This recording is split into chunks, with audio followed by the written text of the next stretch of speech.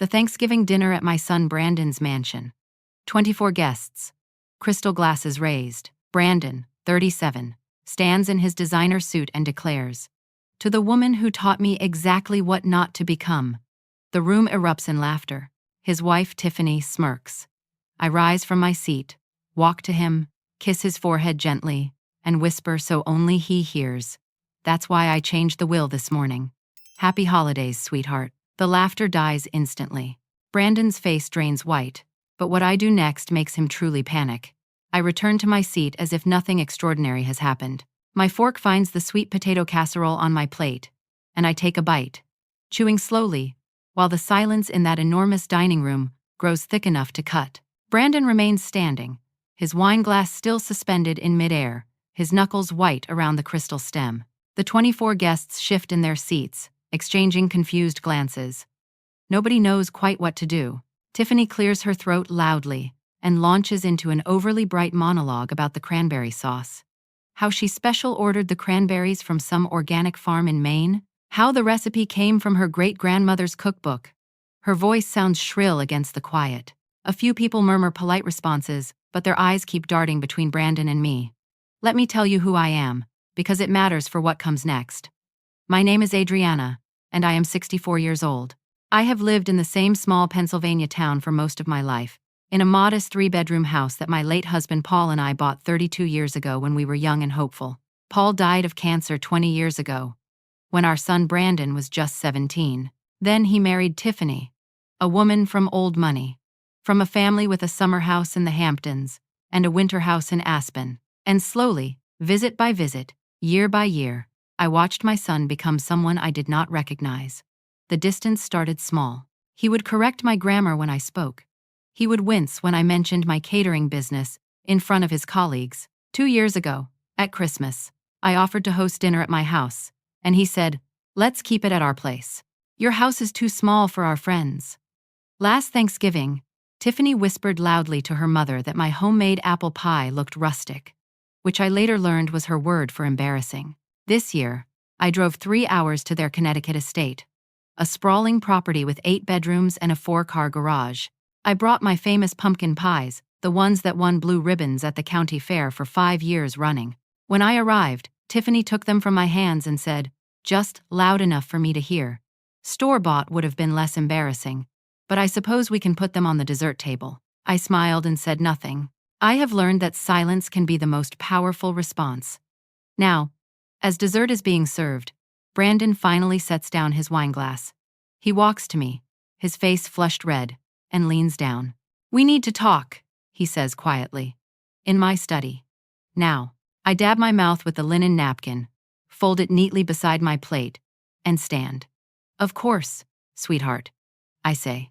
We walk through the house, past the grand piano nobody plays, past the original artwork that cost more than my car, into his study with its leather chairs and mahogany desk.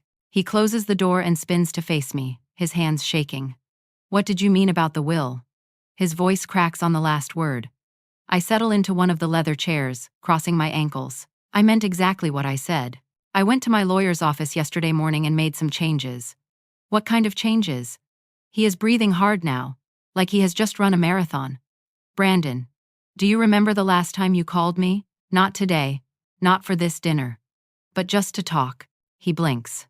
"I don't know. A few weeks ago. Try 4 months.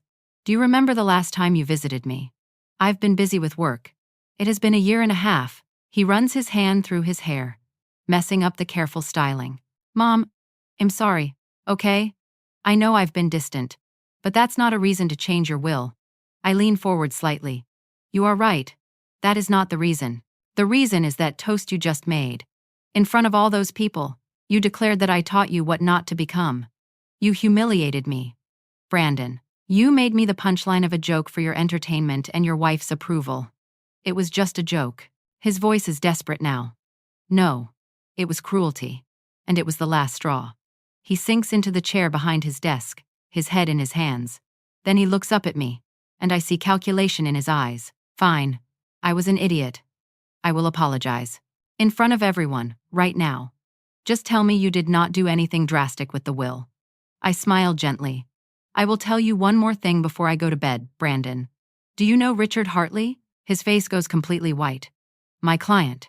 My first cousin. We grew up together in Pittsburgh. Two kids from working-class families who shared a bedroom in my aunt's house one summer, when both our families hit hard times. Richard made his fortune in manufacturing. I stayed humble with my catering business. But we stayed close. We have dinner every few months, talk on the phone every week. He asked me, years ago, whether you were trustworthy. Whether he should let you manage his money. I vouched for you, Brandon. I told him you were a good man. Brandon's mouth opens, but no sound comes out. That $50 million account you manage? That is family money. Your entire career foundation, your reputation in that firm, all of it rests on my word. On my relationship with Richard. Did you know that? He shakes his head slowly, his eyes wide with horror. Well, now you do. Sleep well, sweetheart. I stand and walk to the door. Behind me, I hear him whisper, Mom, please. I do not turn around. I lie awake in the guest bedroom that night, staring at the ceiling in the darkness. The sheets are expensive. High thread count. But they feel cold. Through the walls, I can hear muffled voices. Brandon and Tiffany are arguing. At first, I cannot make out the words. Then Tiffany's voice rises, sharp and cutting. You absolute idiot. Do you have any idea what you have done? It was just a toast, Brandon says. But his voice lacks conviction. Just a toast? You insulted the one person who has been keeping your career afloat, and you did not even know it. How could you not know Richard Hartley was her cousin? She never told me. Maybe because she thought you actually cared enough to ask about her life? To know her family? God. Brandon. When was the last time you asked her anything about herself? There is a long silence. Then Brandon says, We need her money. My breath catches in my throat. I know we need her money. Tiffany hisses. Why do you think I have been putting up with her country bumpkin routine? The tacky pies, the embarrassing stories, the polyester pantsuits.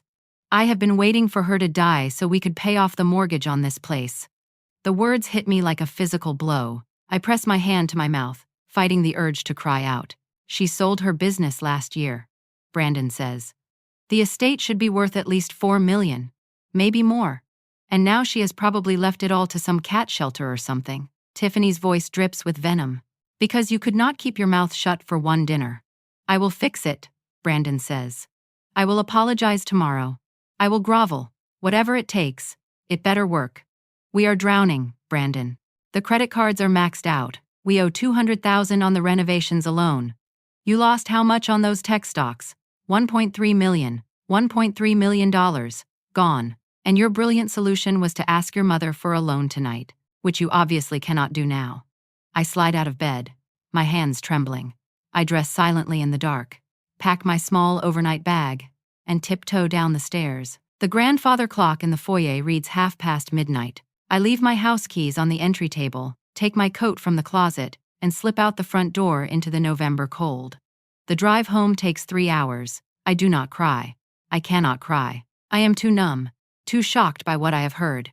My son and his wife discussing my death like a financial transaction, calling me a country bumpkin, tolerating me only for my money. By the time I reach my little house, the sun is starting to rise. Jasper, my orange tabby cat, meows at me from the windowsill, annoyed that I disrupted his routine. I scoop him up and bury my face in his fur. Helen, my neighbor, is getting her newspaper from the front porch. She waves, then sees my face and hurries over. Adriana? Honey, what happened? Can you come in for coffee? My voice sounds hollow. We sit at my kitchen table, the same one Paul and I bought at a yard sale 30 years ago. I tell Helen everything. She listens without interrupting, her face growing more horrified with each detail. That boy needs a wake-up call, she says finally. He is getting one. I pick up my phone and dial my lawyer. Margaret answers on the third ring. Adriana? It is 6 in the morning on Black Friday. I need to know the will changes are official. They are. Signed. Witnessed. Notarized. Filed. Everything goes to the charities we discussed. Brandon gets nothing. Are you sure about this? I have never been more sure of anything. I pause. Margaret, I need to tell you something else. Last night, I overheard Brandon and Tiffany. They are in serious financial trouble. and they have been counting on my estate to bail them out. Margaret is quiet for a moment. Adriana, there is something I should have told you before. 2 months ago, Brandon called my office. He was asking questions about your will, claiming he needed the information for estate planning purposes. I refused to discuss it without your permission, and I did not tell you because I did not want to upset you during the holidays. My stomach drops. What kind of questions? He wanted to know the terms. He wanted to know about power of attorney. He specifically asked what would happen if you became incapacitated. The room tilts. Helen grabs my arm to steady me. He was looking for ways to access my money.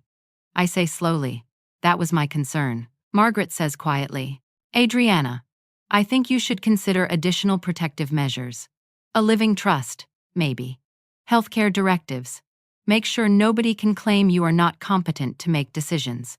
Set it up, I say. All of it. Today, after I hang up, Helen makes a fresh pot of coffee. We sit in silence for a while, watching Jasper chase a dust mote across the floor. You know what the worst part is?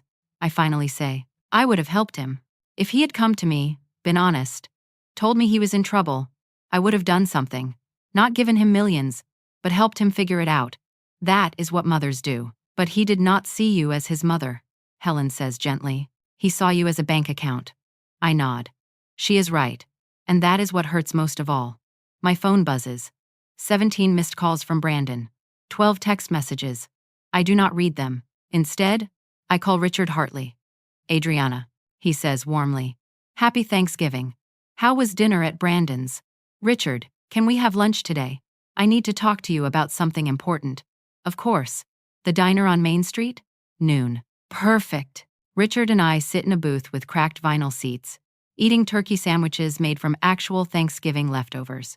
This is the kind of place we both grew up with, where the coffee comes in thick ceramic mugs and the waitress knows your name. I tell him everything. About the toast, about the conversation I overheard, about Brandon trying to get information about my will from Margaret. Richard's face darkens as I talk. That boy, he says when I finish. I thought he was like you. Hardworking, honest, humble despite his success. That is why I trusted him with my money. I am so sorry, Richard. I vouched for him. You vouched for the man you raised. He chose to become someone else. Richard stirs sugar into his coffee. What do you want me to do? I do not know yet. I just needed you to know the truth. Well, I am going to have my attorney take a closer look at my accounts. Make sure everything is in order. That is probably wise. We finish our sandwiches, and Richard insists on paying. As we walk to our cars, he hugs me tightly. You are stronger than you know, Adriana. And you are doing the right thing. Sometimes love means letting people face the consequences of their choices. Over the next week, Brandon calls me constantly. I do not answer. He sends texts that range from desperate apologies to angry accusations. How can you do this to your only son? One message reads, I made one mistake and you are cutting me off forever. Tiffany sends a message too. You are tearing this family apart over a harmless joke. I thought you were better than this. I delete them all. Instead, I focus on my life. I volunteer at the community center, serving meals to families who need help. I have coffee with my book club. I bake cookies for the church bake sale. I take Jasper to the vet for his checkup. I live my small, ordinary, beautiful life. And I remember why it matters. Margaret comes to my house with papers to sign. We set up a living trust, name Helen as my healthcare proxy, document everything. I feel safer with each signature. There is one more thing, Margaret says. I think you should write a letter. Explain your reasoning, your feelings, your decisions. Have it notarized and sealed. If anyone ever challenges your mental state, it will be clear evidence of your sound mind. I spend an entire evening writing that letter. I pour my heart onto the pages, explaining how I worked to give Brandon opportunities, how I watched him change, how the Thanksgiving toast was the final breaking point. I explain that I am not doing this out of anger, but out of love. That sometimes the most loving thing a parent can do is let a child experience consequences. I seal the letter and give it to Margaret for safekeeping. On day 8 after Thanksgiving, I am in my kitchen making soup when I hear a car pull into my driveway. Through the window, I see Brandon's Porsche. My stomach clenches. He gets out of the car, and I barely recognize him. His face is pale and unshaven. His expensive clothes look slept in. His eyes are red-rimmed. He looks like a man who has not slept in days. I debate not answering the door, but something in his expression makes me unlock it. "Mom," he says. Just that one word, and his voice breaks. "Come in." We sit in my living room, the one he called too small for his friends. He perches on the edge of the sofa, his hands clasped between his knees. "I am so sorry," he says, "for everything. For the toast, for the way I have treated you, for all of it." I say nothing. I wait. "Tiffany and I are in trouble," he continues. "Financial trouble. Bad investments, too much spending, trying to keep up with people who have old money when we do not. I lost over $1 million this year. We have been living beyond our means for years, and it all came crashing down. And you thought my money would fix it." He nods miserably. "I was going to ask you for a loan. $200,000. That is why I invited you for Thanksgiving. Not because I wanted to see you, but because I needed something from you." He looks up, tears streaming down his face. "What kind of person does that make me? Why the toast, Brandon? If you needed my help, why humiliate me?" He is quiet for a long moment. "Tiffany said I needed to establish distance, that if you contested anything later, we would need witnesses who saw you as difficult, as unreasonable. The toast was supposed to make you look bad in front of all those people, so they would remember you as the problem, not me. The calculation of it takes my breath away." "You planned it." "Yes." He buries his face in his hands. "I planned to humiliate my own mother to protect myself. I am a monster." I stand up and walk to the window, looking out at the quiet street, where I have lived most of my adult life.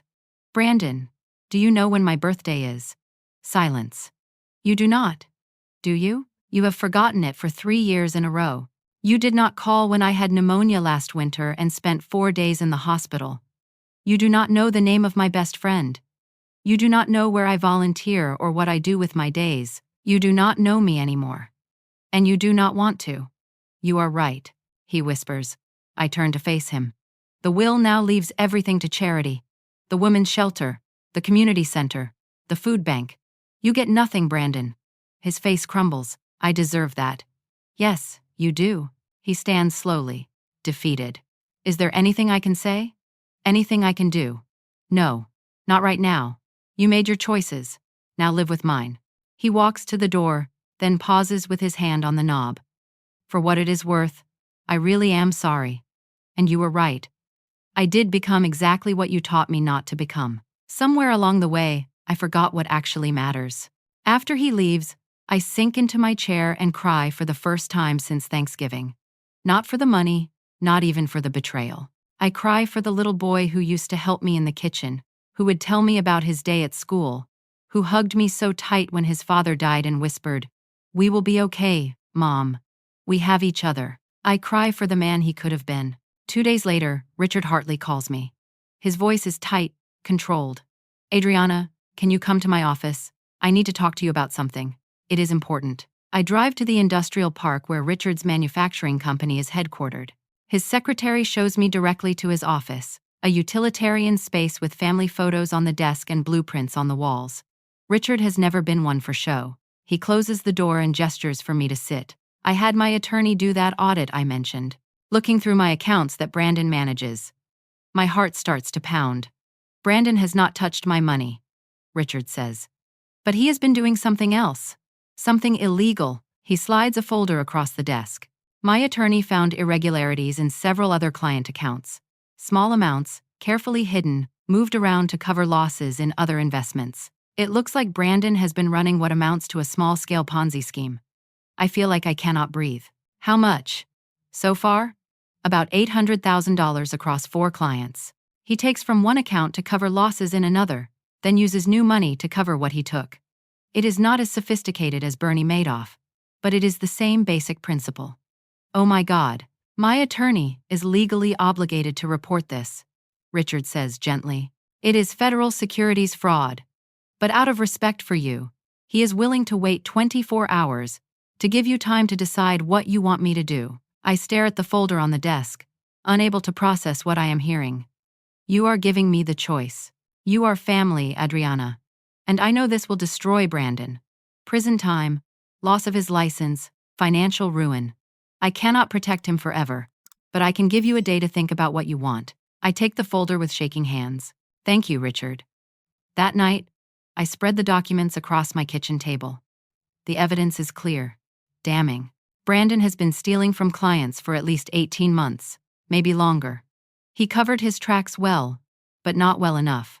Helen comes over with wine and sits with me while I try to process everything. What are you going to do? She asks. I do not know. He is my son. But what he did is wrong. People trusted him with their retirement savings, their children's college funds. He stole from them. But if Richard reports it, Brandon goes to prison. If Richard does not report it, and it comes out later, Richard could be in trouble for not acting on the information. We sit in silence, sipping wine. There is no good answer here. Helen finally says, no, there is not. I spend the entire night awake, wrestling with the decision. At dawn, I know what I have to do.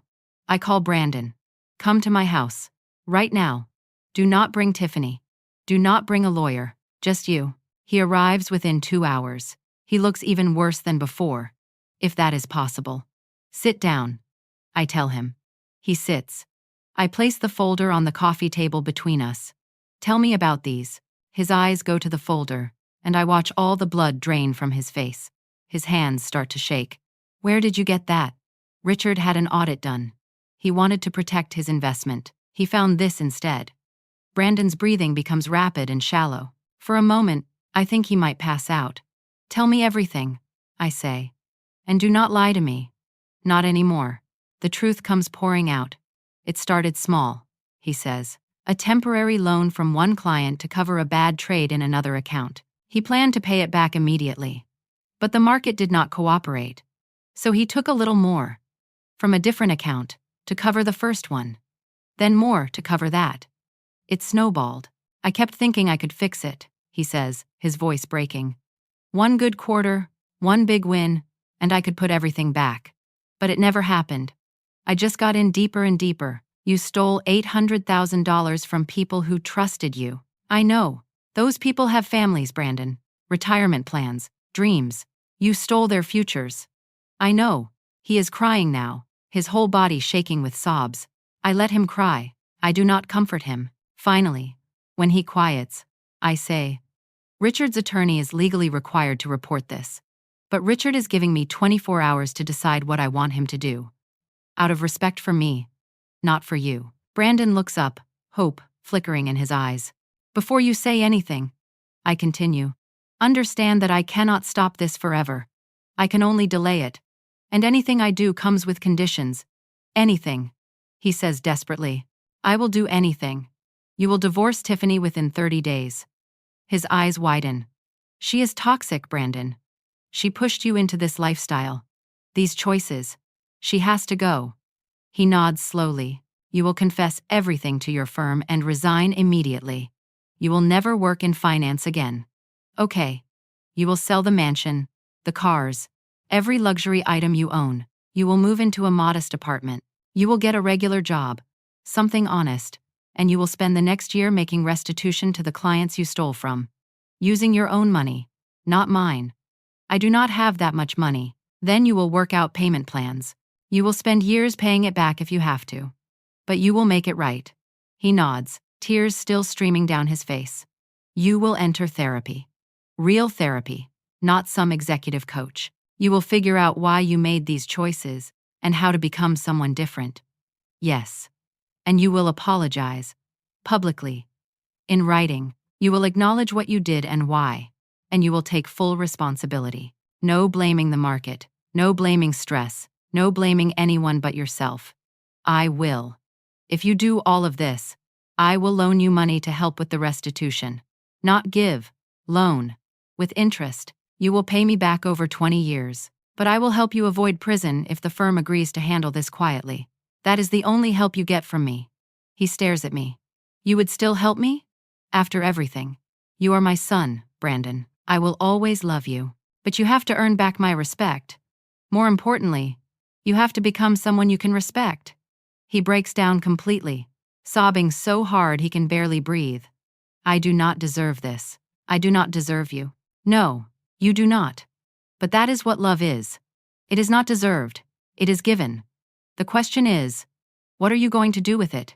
He wipes his face with his sleeve. Everything you said, all of it. I promise. You have 1 week to file for divorce. 2 weeks to confess to your firm. 1 month to be moved out of that house. I will be checking.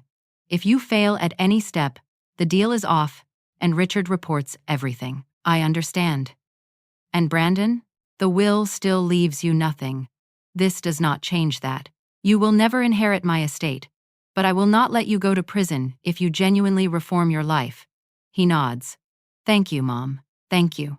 After he leaves, I call Richard and tell him the plan. He is quiet for a long moment. You are either the most forgiving person I have ever met, he says finally, or the smartest. Maybe both.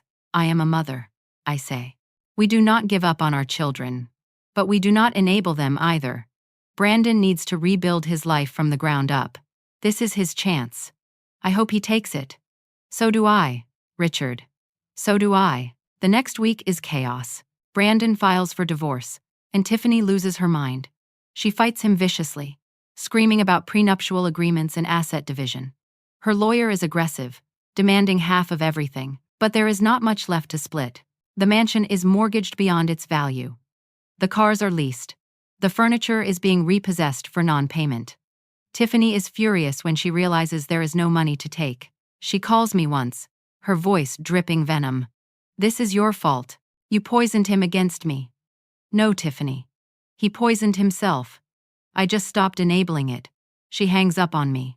Brandon confesses to his firm. The senior partners are horrified. Hello. I'm delighted to assist you with our voice services. Choose a voice that resonates with you, and let's begin our creative audio journey together. I do not make it easy for him. I do not rush to forgive. I respond to his texts, but keep my answers short. When he asks if we can have dinner, I say, not yet. 3 months after Thanksgiving, Brandon sends me a letter. Not an email, not a text, but an actual handwritten letter on plain paper. Dear Mom, it begins. I have been thinking a lot about what you said, about how I do not know you anymore, so I wanted to ask, will you tell me about your life? Not the parts I was there for, but the parts I never asked about. What was it like growing up? What made you fall in love with Dad? What was your favorite part of running the catering business? What do you do on a normal Tuesday? I realize I have spent 37 years as your son, and I do not actually know you. I would like to change that. If you are willing. Love, Brandon. I cry when I read it. For the first time since Thanksgiving, these are tears of hope. I write back. I tell him about growing up poor in Pittsburgh, sharing a bedroom with 2 sisters, about meeting Paul at a church picnic when I was 19, how he made me laugh, how we got married 3 months later with a cake I baked myself, about starting the catering business in our garage, how terrified I was, how proud when we got our first big contract, about my Tuesday routine, coffee with Helen, volunteering at the community center, tending my small garden in the backyard. We start writing back and forth, real letters, sent through the mail, like people used to do. It feels more intimate somehow, seeing his handwriting on the page, taking time to choose words carefully. 4 months after Thanksgiving, he asks if he can come to dinner. Just dinner. No expectations. I say yes. He arrives at 6 o'clock on a Saturday evening, carrying flowers from the grocery store. Not expensive roses, just a mixed bouquet in cellophane. He has lost weight, I notice. His face looks older, more lined. But his eyes are clearer. Thank you for having me, he says. And he sounds like he means it. We eat meatloaf and mashed potatoes, the kind of meal I used to make when he was young. He tells me about his job, how strange it is to work with regular people after years in the world of high finance, how he is learning to find satisfaction in helping a teacher plan for retirement rather than managing millions for the already wealthy. It is humbling, he says, but in a good way.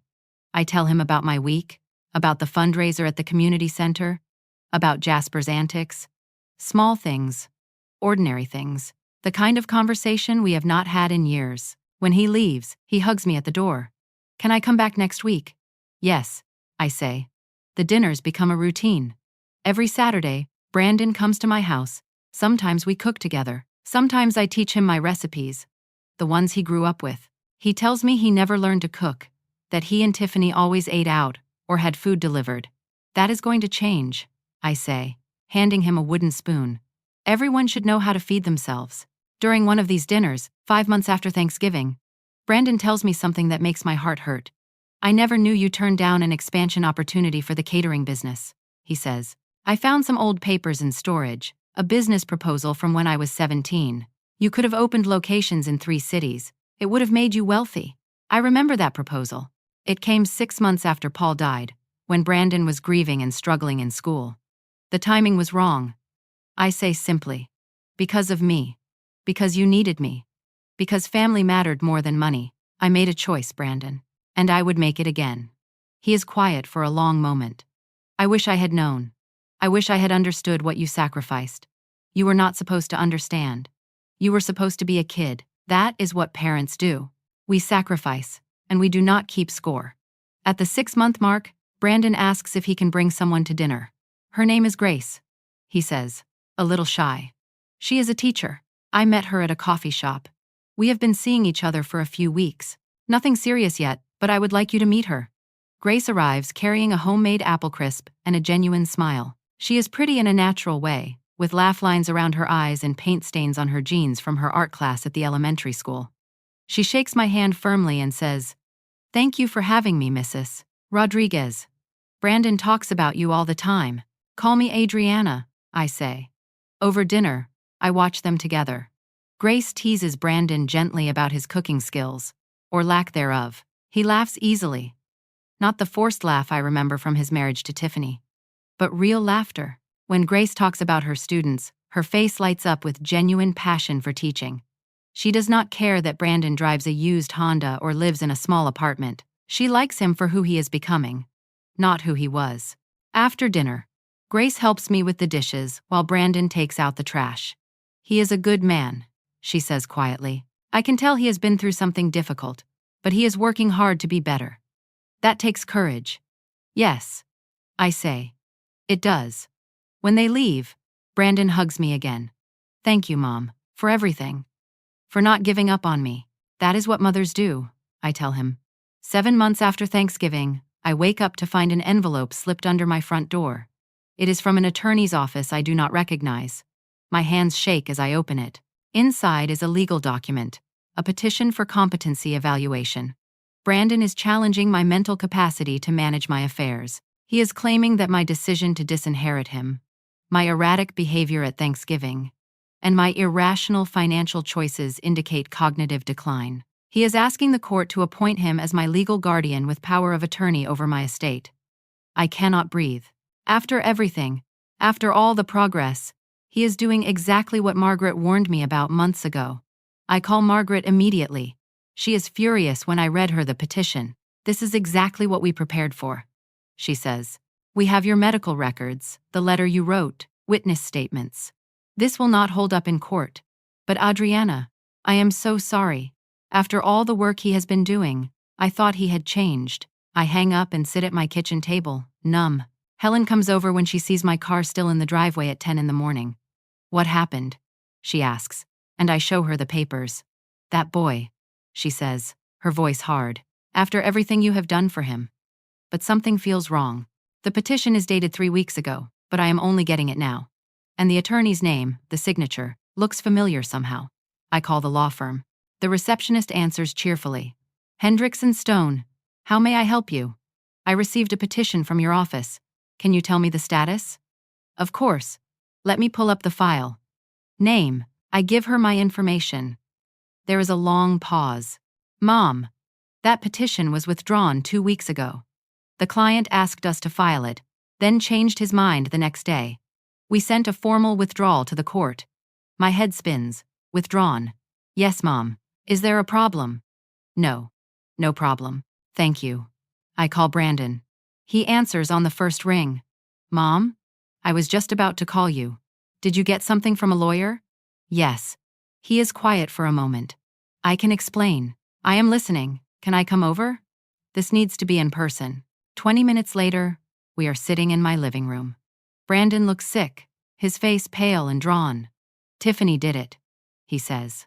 She found an attorney who specializes in elder law and guardianship. She forged my signature on the petition. What? She is desperate, Mom. The divorce settlement left her with nothing, and she has been spiraling. She somehow got a copy of your will from public records after you changed it.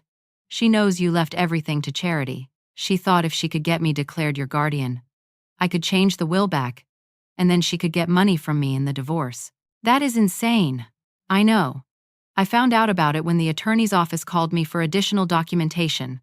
I immediately told them it was fraud, that I never signed anything, that I wanted it withdrawn. The attorney was horrified. He reported Tiffany to the Bar Association and filed a police report. I try to process this. So, you did not file this? No. God, no. Mom, after everything I put you through, why would I do that?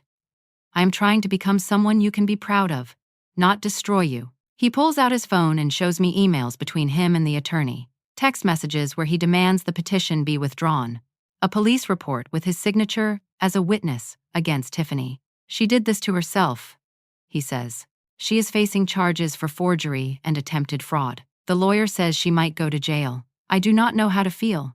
Relief that Brandon did not betray me again. Shock that Tiffany would go this far. A strange kind of satisfaction that she is finally facing consequences. I am sorry, Mom, Brandon says. I know this must have scared you. That is why I was about to call, to warn you. I just found out this morning that she had it delivered to your house. I think she was hoping to force a confrontation before I could explain. Margaret has everything documented, I say. The letter I wrote, my medical records, proof that I am completely competent. This would never have worked. I know. But I am still sorry you had to see it. We sit in silence for a moment. Brandon, I need to ask you something. Have you been honest with me? About the divorce, the therapy, the job, all of it. Yes. I swear to you, Mom. Everything I told you is true. I can show you the divorce papers, my pay stubs, my therapy receipts. Whatever you need. I do not need to see anything. I need to know if I can trust you. He looks me in the eye. You can trust me. I am not the man I was at Thanksgiving. I am trying every day to be better, to be someone worthy of a second chance. I believe him. I do not know if that makes me naive or hopeful, but I believe him. 2 weeks later, Margaret calls with news. Tiffany has been arrested. The charges include forgery, attempted fraud, and identity theft. Her attorney is trying to negotiate a plea deal, but the prosecutor is not interested. Between the guardianship scheme and her behavior during the divorce, she has made too many enemies. She is probably looking at 18 months to 3 years, Margaret says. And she will have a record. I feel no joy in this news, just a tired kind of sadness that someone could become so consumed by greed and bitterness. Brandon calls me that night. Did you hear about Tiffany? Yes. I should feel vindicated, he says. But I just feel sad. We were married for 8 years. I loved her once, or thought I did. Now she is going to prison, and I played a part in that. You did not make her forge your signature, Brandon. She made that choice herself. I know, but if I had been a better husband, a better person, maybe things would have been different. Maybe. Or maybe she was always this person, and you just did not see it. You cannot take responsibility for her choices, only your own. Dr. Patterson says the same thing. Then listen to her. She is a smart woman. After we hang up, I think about how far Brandon has come in 8 months. From the man who humiliated me at Thanksgiving to someone who feels genuine sadness about his ex-wife's downfall. Growth is not always dramatic. Sometimes it is just small shifts in perspective, accumulated over time. I update my letter with Margaret, adding this new chapter to the story. If anyone ever questions my competency, they will have a detailed record of everything that happened, written in my own words, documented by my lawyer. I am protecting myself, but also protecting Brandon. If he has truly changed, I do not want Tiffany's actions to taint his transformation. Helen and I have dinner at my house that night, and I tell her everything. So he really did not do it, she says, looking relieved. No, he really did not. Does this change things for you, with the will? I consider the question. No, the will stays as it is. Brandon needs to build his own life, not wait for mine to end so he can inherit. But I think, maybe, we are finally starting to have a real relationship again. Not mother and ATM, just mother and son. That is all you ever wanted, Helen says. Yes, it is. 9 months after Thanksgiving, Brandon asks if we can go for a walk together. It is early spring, and the world is coming back to life after a long winter. We stroll through the park near my house, the one where I used to bring him as a child to feed the ducks. Do you remember this place? I ask. Yes. I remember you bringing me here every Saturday. We would bring old bread, and you would help me break it into pieces for the ducks. I thought it was the best thing in the world. You were 4 years old. Everything was the best thing in the world. He smiles, but it fades quickly. Mom, I need to talk to you about something serious. My stomach tightens. Okay. My firm got audited. Standard procedure. Random selection by the State Regulatory Board. They looked at my work for the past 9 months, talked to my clients, reviewed my documentation, and I passed with perfect marks. But in the process, they pulled my employment history. They found out about what happened at the hedge fund. Oh no, the firm is keeping me on. He continues quickly. My boss called me into his office yesterday. He said he knew something was in my past. That is why I was overqualified for the position. But he said that in 9 months, I have proven myself to be ethical, hardworking, and genuinely caring about our clients. He said everyone deserves a second chance if they are willing to earn it. I feel tears spring to my eyes. Oh, Brandon, but that is not the point. The point is, my boss asked me why I changed, why I went from hedge fund manager to community financial advisor, why I was willing to take a fraction of the salary to do honest work. What did you tell him? I told him about Thanksgiving, about the toast, about you changing the will and giving me one last chance to become someone different. I told him you saved my life, Mom, because you did. We sit on a bench overlooking the pond. The ducks paddle by, unconcerned with human drama. I have been thinking, Brandon says, about what it means to really change. Dr. Patterson says change is not about one big moment. It is about making different choices every single day until the new choices become who you are, and I have been trying to do that. But there is one more thing I need to do. What is that?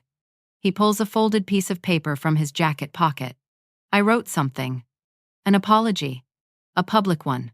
Like you asked for back in December. I have been working on it for months. Trying to get it right. I want to post it on social media. I want everyone who was at that Thanksgiving dinner, everyone who laughed at that toast, to know the truth. But I wanted to show it to you first, to make sure it is honest enough. I unfold the paper. The letter is 3 pages long, handwritten in his careful script. It begins. Last Thanksgiving, I made a toast that humiliated my mother in front of 24 people. I told them she taught me exactly what not to become. I want to explain why I said that, and why I was so terribly wrong. He goes on to detail everything. His shame about his working-class background, his obsession with wealth and status, his terrible financial decisions and the illegal actions he took to cover them up, his plan to manipulate me, to access my money, to use that Thanksgiving toast as a weapon against me. Then he writes about what happened after. How I changed the will, how I gave him one chance to transform his life, how he took that chance, how he realized that I had not taught him what not to become. I had taught him what actually matters: integrity, honesty, hard work, genuine connection, putting people before profit. I have spent 9 months learning to be the man my mother raised me to be. The letter concludes, the man I abandoned in pursuit of money and status. I will spend the rest of my life trying to deserve her forgiveness and trying to help others avoid the mistakes I made. If you were at that Thanksgiving dinner, if you laughed at my toast, I want you to know, my mother is the strongest, wisest, most gracious person I have ever known, and I am ashamed it took me 37 years to truly see that. By the time I finish reading, I am crying. It is perfect, I whisper. Can I post it? Yes. But Brandon, you know what this will do. Your old friends, your old colleagues, they will see it. They will know everything. I know, but it is time. I have been hiding the truth for 9 months. I need to own it fully. He posts the letter that evening. I watch on my phone as the responses start coming in. Some people are supportive, commending his honesty. Others are vicious, calling him a fraud, a criminal, a disappointment. His old world is harsh in its judgment. But there are other responses too. His current clients, expressing their appreciation for his integrity. His co-workers, saying they are proud to work with him. And Grace, posting a simple heart emoji and the words, "Growth is beautiful." 3 days after he posts the letter, something unexpected happens. A journalist from a major newspaper contacts Brandon, asking to interview him about his story, about falling from wealth and finding redemption through honesty and hard work. Brandon calls me, uncertain. Should I do it? Do you want to? I think so. If my story can help someone else avoid my mistakes, maybe some good can come from all this pain.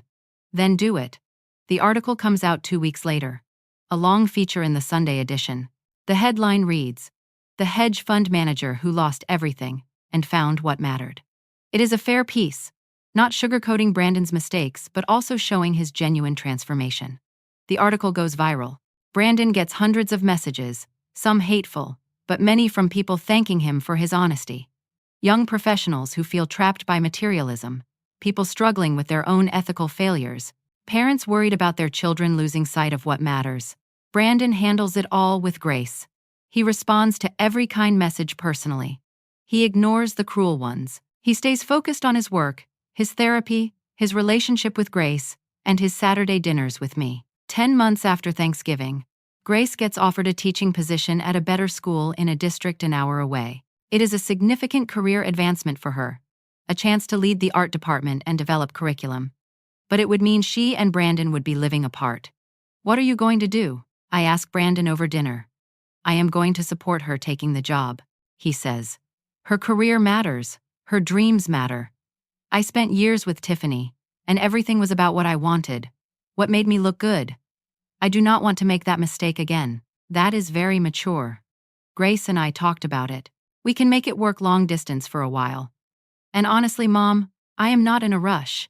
I want to build something real with her, not something based on convenience or image. That takes time. I reach across the table and squeeze his hand.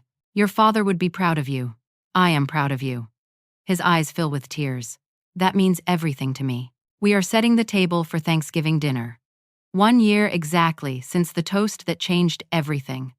But this year, we are at my house. Brandon is in my kitchen, wearing one of Paul's old aprons, carefully basting the turkey with the recipe I taught him. Grace is making mashed potatoes, laughing as Brandon tries to show her the right way to do it.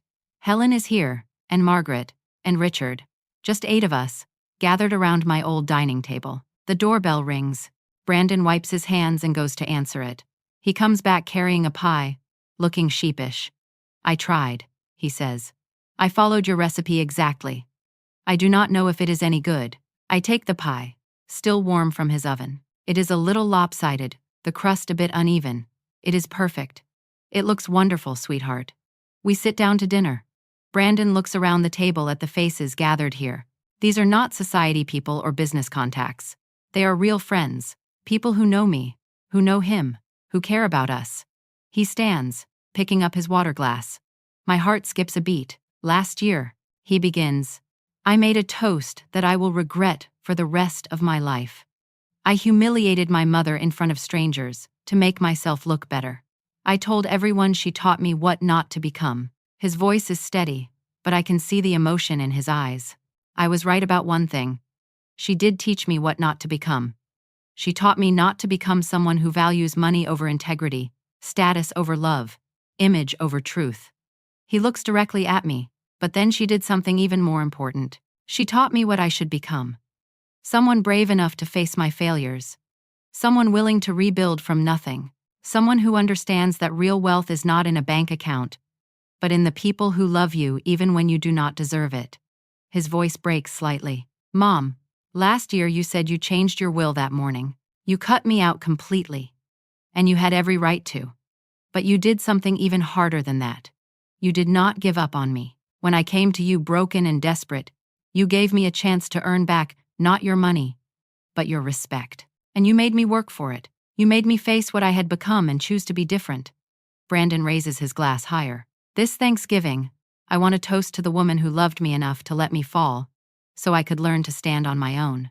To the woman who taught me that redemption is possible, but it has to be earned through daily choices and honest work. To the woman who showed me that real family is not about what you inherit, but about who shows up, who tells the truth, and who loves you enough to hold you accountable.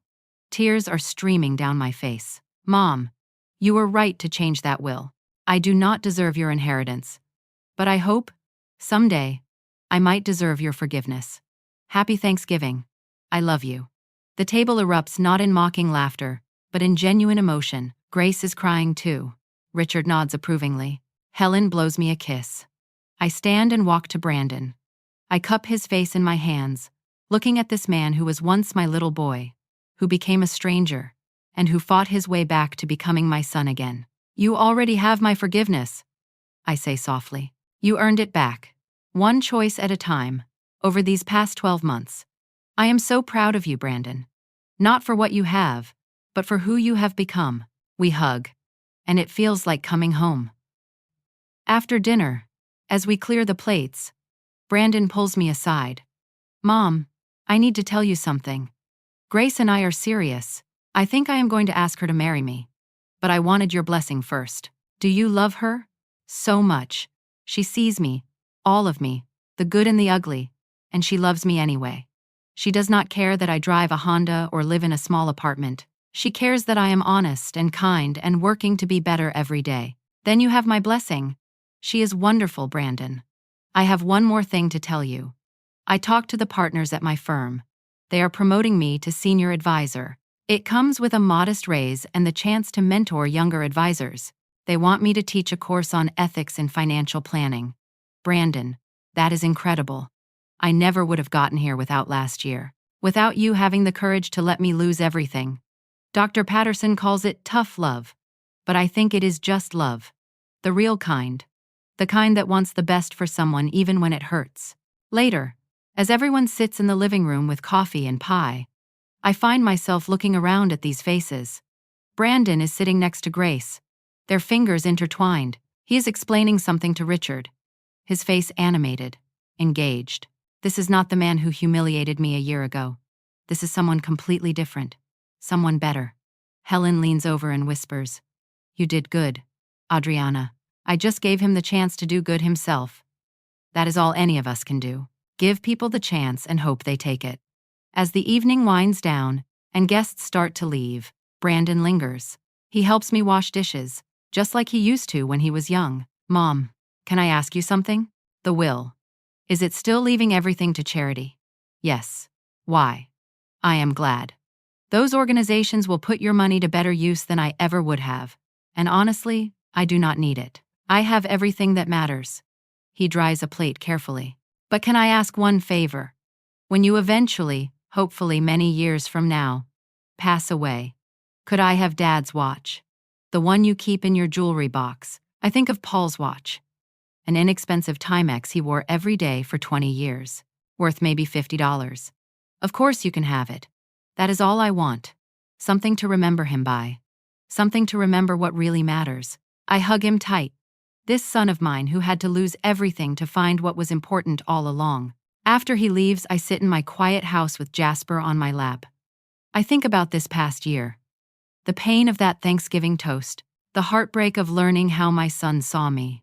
The difficult choice to change the will, to let him face consequences. To love him enough to let him fail. And I think about what came after. The transformation.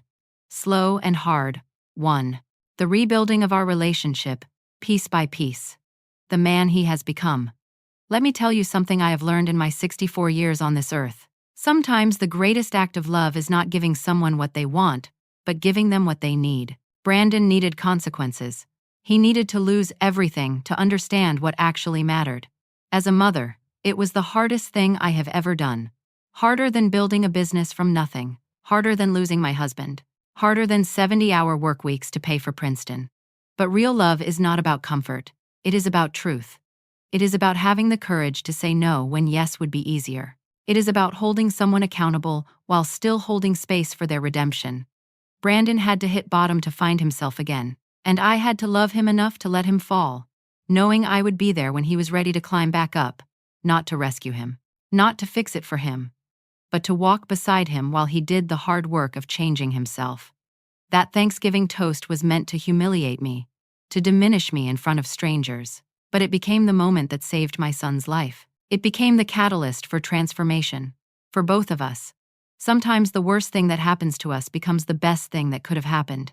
We just have to be brave enough to let the transformation unfold. I will not pretend it was easy. There were nights I cried myself to sleep, wondering if I had done the right thing. Nights I wanted to call him, to forgive him immediately, to make it all better the way I did when he was a child with a scraped knee. But he was not a child anymore. He was a man who needed to face what he had become and choose to be different, and he made that choice. Every day for 12 months, he chose differently. He chose integrity over image. He chose honest work over easy money. He chose truth over comfort. Those daily choices, accumulated over time, transformed him. That is what redemption looks like in real life. Not a single dramatic moment, but 1,000 small decisions to be better today than you were yesterday. I have learned something else too. You can love someone deeply and still hold them accountable. You can forgive someone and still maintain boundaries. You can give someone a second chance without erasing the consequences of their first choices. Sometimes love means letting go. Sometimes it means holding on. The wisdom is knowing which moment calls for which action. That Thanksgiving, I let go of the son I thought I had, and in doing so, I made space for him to become the man he was meant to be. So if you are facing a similar choice, if someone you love is losing their way, I want you to know, it is okay to set boundaries. It is okay to let them experience consequences. It is okay to love them without enabling them. That is not cruelty, that is courage. And sometimes, it is the most loving thing you can possibly do. Brandon comes back an hour later, having forgotten his jacket. As he puts it on, he pauses at the door. I forgot to tell you. I want to host Thanksgiving next year. At my apartment. I will cook everything myself, using your recipes. And I want to make a toast. A real one this time. Have you ever had to make a hard choice about someone you love? Have you ever had to let someone face consequences because you knew rescuing them would only hurt them more? What did you do? How did it turn out? Share your story in the comments below. Let us learn from each other, support each other, understand each other. Because these choices are never easy, and sometimes we need to know we are not alone in making them. If this story touched your heart, please like this video. It helps us reach others who might need to hear it. Subscribe to this channel for more true stories about real life, real struggles, and real transformation. And please share this with someone who might need the reminder that love sometimes means tough choices, but those choices can lead to beautiful endings. Thank you for listening to my story. Thank you for being part of this community. I wish you courage for the hard choices ahead, wisdom to know when to hold on and when to let go, and the kind of love that transforms not just the people around you, but yourself as well. Happy Thanksgiving to you and yours. May your tables be filled not just with food, but with honest connection, genuine forgiveness, and the kind of grace that makes second chances possible.